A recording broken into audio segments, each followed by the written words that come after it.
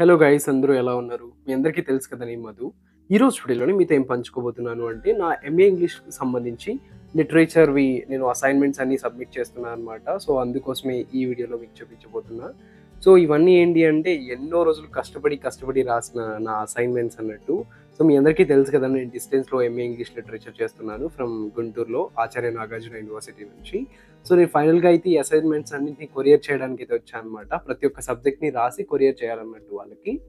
So, అందుకోసం నేను మాకు నియరెస్ట్‌లో ఉన్న డీటీటీసీ సర్వీస్‌కైతే వచ్చేసాను. And it's took almost like half an hour అయింది అవన్నీ సర్ది, అడ్రెస్ అన్నీ రాసి, సో, ఇవన్నీ ఒక ఎన్వలప్‌లో పెట్టి నీట్‌గా వాళ్ళకి పంపించాలన్నట్టు. అప్పుడే మనకి మంచి మార్క్స్ అయితే రావడం జరుగుతుంది. So, first semester and second సెమిస్టర్‌లో నాకు ఓవరాల్‌గా 72% అయితే వచ్చిందన్నమాట.